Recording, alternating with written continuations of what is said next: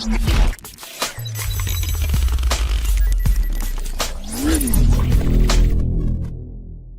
മച്ചന്മാരെ, welcome back to മോട്ടോടെക്. അപ്പോൾ നമ്മളിന്നൊരു vlog video അല്ല, ഒരു റിവ്യൂ വീഡിയോ ഒന്നും അല്ല ചെയ്യുന്നത്.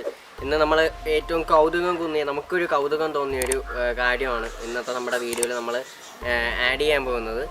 അപ്പോൾ ഇന്നത്തെ വീഡിയോ എന്തിനെക്കുറിച്ചാണെന്ന് പറഞ്ഞാൽ ഒരു കല്ലറയെക്കുറിച്ചാണ്. വ്യത്യസ്തതകളുള്ള ഒരു കല്ലറയെക്കുറിച്ചാണ് ഇന്നത്തെ വീഡിയോ നമ്മൾ ചെയ്യാൻ പോകുന്നത്. അപ്പോൾ നമ്മൾ ആദ്യമായിട്ട് ഇത് കേട്ടപ്പോൾ നമുക്കൊരു കൗതുകം തോന്നി. അപ്പോൾ നമ്മൾ എന്തായാലും അതൊന്ന് നിങ്ങൾക്ക് മുമ്പിൽ കാണിക്കാം എന്നുള്ള ഒരു ഐഡിയയിലാണ്. ഇതിൻ്റെ കുറച്ച് എൻ്റെ ഒരു കഥയുണ്ട്, അതെല്ലാം നമുക്ക് അവിടെ ചെന്നിട്ട് പറഞ്ഞുതരാം. അപ്പോൾ ഇതുവഴിയാണ് പോകേണ്ടത്. ഒരു ചെറിയ വഴിയേ ഉള്ളൂ, ഒരു ബൈക്കിൽ പോകത്തക്ക രീതിയിലുള്ള ഒരു വഴിയേ ഉള്ളൂ. അപ്പോൾ അത് ബാക്കി നമുക്ക് അങ്ങോട്ട് പോയിട്ട് നമുക്ക് ബാക്കി കാര്യങ്ങളൊക്കെ നമുക്ക് നോക്കാം. ഓക്കെ,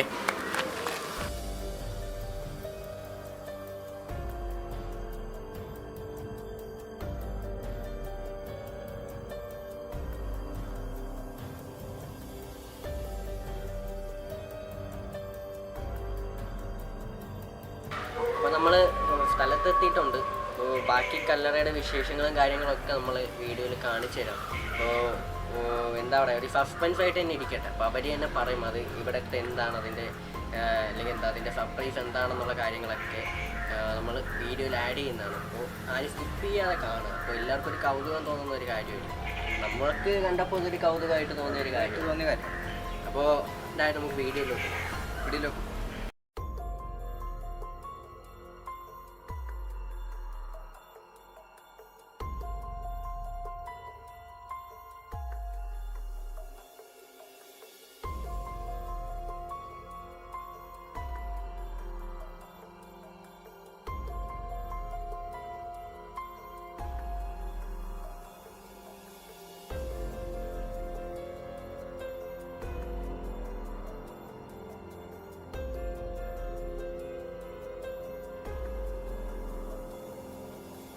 അപ്പോൾ നിങ്ങൾ ഈ കണ്ട കല്ലറ ആരുടെയാണെന്ന് വെച്ച് കഴിഞ്ഞാൽ ഈ അമ്മച്ചിയുടെയാണ്. അമ്മച്ചിയുടെ പേര് റോസി എന്നാണ്. അപ്പോൾ ബാക്കി കല്ലറ എന്താ അമ്മച്ചി ചെയ്യാനുള്ള കാരണങ്ങളും കാര്യങ്ങളൊക്കെ അമ്മച്ചി തന്നെ പറയും. അപ്പോൾ നമുക്ക് അമ്മച്ചിയുടെ വായിന്ന് തന്നെ ആ കാര്യങ്ങളൊക്കെ കേൾക്കാം. അത് ഞാൻ കല്യാണമായിട്ടില്ല, എനിക്കിഷ്ടമല്ലാത്തതുകൊണ്ട് തന്നെ കല്യാണമായിട്ടില്ല. ആരെയും കുറ്റവും പ്രശ്നമില്ല. എനിക്ക് ഇങ്ങനെയൊക്കെ ജീവിക്കുന്നതാണ് എനിക്കിഷ്ടം. ഇങ്ങനെയൊക്കെ ജീവിക്കുന്നത് കുറച്ച് കാലത്തേക്ക് മുമ്പേ. അപ്പോൾ അത് പോയിട്ട് ഇങ്ങനെയൊക്കെ എടുക്കാൻ കാരണം കല്യാണം ആവാത്തത് കൊണ്ടും പിന്നെ ഊരുകാറൊക്കെ ചോദിച്ച് നിന്നെ അടക്കാൻ ആരില്ല, നീ ചത്തുപോയാൽ നിന്നെ ആരെടുത്തടക്കും, കുടിവെട്ടണ ആര്, എടുക്കണ ആര്, അടക്കണ ആരെന്ന് ചോദിച്ചുകൊണ്ട് ഇങ്ങനെ സ്വന്തമായിട്ട് ജോലി ചെയ്ത് കൂലി വേല ചെയ്ത് പഞ്ചായത്ത് തൊഴിലുറപ്പിൽ ഫസ്റ്റ് കല്ലറ പാലിയാച്ച് കഴിഞ്ഞിട്ടാണ് വീട് പാലിയാച്ച് ഏറിയത്. അങ്ങനെയാണ് ഇവിടെ അന്ന് നടന്ന സംഭവം. അപ്പോൾ ഇത് കഴിഞ്ഞിട്ട് ഇങ്ങനെ ഇരുന്ന് ഞാൻ വീണ്ടും ജോലിക്കൊക്കെ പോകും. കൂലി വേല ചെയ്തിട്ട് വരുമ്പോൾ എന്നെ കണ്ട 10 പൈസയ്ക്ക് വിലയല്ല, എന്നെ ഇനി ആരെടുത്ത് പോകുമെന്ന് ചോദിച്ചു. അങ്ങനെ ഇതൊന്നും എനിക്ക് സഹിക്കാൻ വയ്യാത്ത കാരണം കൊണ്ട് ഞാനിതെല്ലാം ചെയ്തു വെച്ചു. എനിക്കിതെല്ലാം ചെയ്യുന്നത് എൻ്റെ താല്പര്യം. ഇനി ആരെയും ഇതിനകത്ത് ഈ ചോദിച്ചവരെയും പറഞ്ഞവരെയും ആരെയും ഈ ഭൂമിയിൽ അടക്കത്തിനാട്ട് കയറ്റരുത്. ഞാൻ 6 വയസ്സിൽ കത്തോലിക്ക പള്ളിയിൽ സ്നാനമായിട്ട് ആ പള്ളിയിൽ എല്ലാ ഒരു ഉപകരണത്തിനും എല്ലാത്തിനും ഒരു മുൻകൈയായിരുന്നു ഞാൻ. ഇനി ഇവരെ ഒന്നും ഇതിനകത്ത് കയറ്റരുത് എന്നുള്ളൊരു. അപ്പം പള്ളി പോകണില്ല, അത് തൊട്ട് പള്ളി ഇരിക്കുന്നു. ആദ്യത്തെ പള്ളി പിള്ളേക്ക് അറിയാലോ, ഇവിടെ ചങ്കുരുട്ടിയിൽ ആ പള്ളിയിൽ. അപ്പം ആ പള്ളിയിൽ ഈ പള്ളിയിലും പോകാതെ ഒരു പള്ളിയിലും പോകാതെ ഇങ്ങനെ ജീവിക്കണമെന്ന് വിചാരിച്ചപ്പം വീണ്ടും മനസ്സിൽ തോന്നി എനിക്ക് ഇതൊക്കെ ഇരിക്കുന്നില്ല, നമുക്ക് അടക്കുന്നതിന് നമ്മൾ തന്നെ അടക്കണം, ഞാൻ ഓരോരുത്തരെ അടക്കാൻ ഇതിനകത്ത് വരാൻ പറ്റില്ല. ഞാൻ തന്നെ ഈ ന്യായം സ്വന്തമായിട്ട് മനസ്സിൽ വിചാരിച്ച് എവിടെ പോകുന്നു, CSA പള്ളി, പിന്നെ ഒട്ടിക്കട CSA പള്ളി. അവരൊക്കെ വലിയ കാര്യവും അവിടെ പ്രാർത്ഥനയ്ക്ക് വരെയും ഈ കരോള് പാടാൻ വരെയും എല്ലാത്തിനും അവർ അടക്കാനും അവർക്ക് സമ്മതമാണ്. ഇത് എത്ര വർഷമായി? ഇത് ഒരു 5 വർഷം വരും. 5 വർഷം. ആ സമയത്ത് എത്ര ചെലവ് കാര്യങ്ങളൊക്കെ 1.5 ലക്ഷം കഴിയും. ഇനി തേക്കിയ ഇതെല്ലാം ഒരുപാട് പണി, ഞാൻ സ്വന്തം പണി. ഈ മൂടുകളൊക്കെ ആ ചെറിയ തുണികളിരിക്കുമ്പോൾ ഇത്ര ചെറിയ തന്നെ ഉണ്ടാകും. ഈ മൂടെല്ലാം സ്വന്തം പണി. ഈ ചെടി വെക്കാണ്ടെല്ലാം സ്വന്തം പണി എല്ലാം മൂട് ഇനി 2 മൂട് കുറേ ചെയ്യാൻ കിടക്കുന്നു. ഇത് നല്ല കുറേ തീർന്നില്ല. ഈ ചെടിയുടെ ചട്ടിയുടെ തൂണിൻ്റെ അറമിൻ്റെ എത്ര തന്നെ ഉണ്ട്, ഇത്രയും പോലും ഇല്ല സൗണ്ട്. അപ്പം എനിക്ക് ഇഷ്ടമില്ല, അതിന് ബലവും കുറവാണ്. അങ്ങനെ ഒരു 3 പ്രാവശ്യമായിട്ട് ചെയ്തത്. അപ്പൊ അമ്മച്ചി ഇതെങ്ങനെയാണ് നടക്കുന്നത്? ഇതൊന്നും ചെയ്യരുത്. ആരും അത് കേൾക്കണത്. ഇത് ആരും ഒന്നും ചെയ്ത് കൈകൊണ്ട് എടുക്കാൻ ഞാൻ തന്നെ ചെയ്തു വെച്ചത്.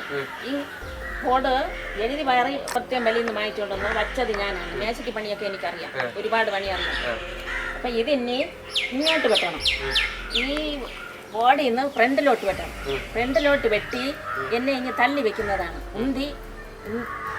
ഇവിടെ നിന്ന് വെട്ടി അങ്ങ് ഉന്തി വെച്ചിട്ട് അവിടെ നിന്ന് ഒരു അടപ്പുണ്ട് കെട്ട്, അതിനെ എടുത്തിട്ട് എല്ലാം അടക്കം കഴിഞ്ഞ് തിരിച്ചത് വയ്ക്കണം.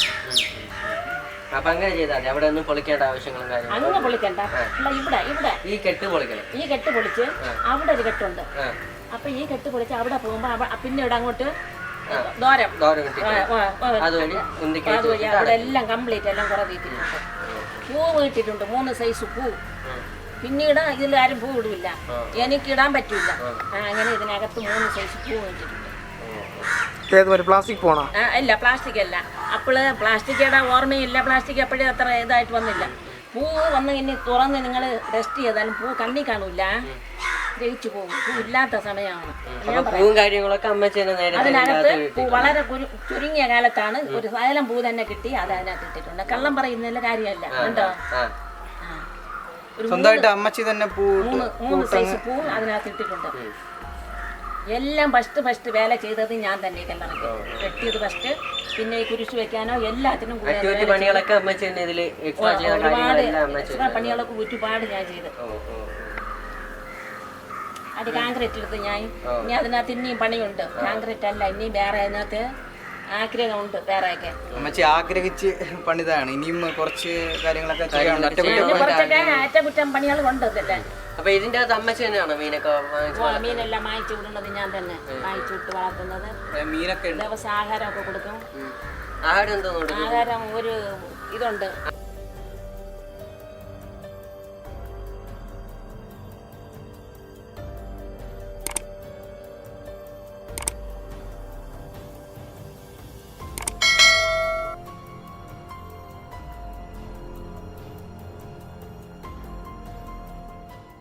അപ്പോൾ ഇന്ന് എല്ലാവർക്കും കൗതുകം തോന്നുന്ന ഒരു എന്താ പറയുക കാര്യമായിട്ടാണ് നമ്മൾ വന്നിട്ടുള്ളത്.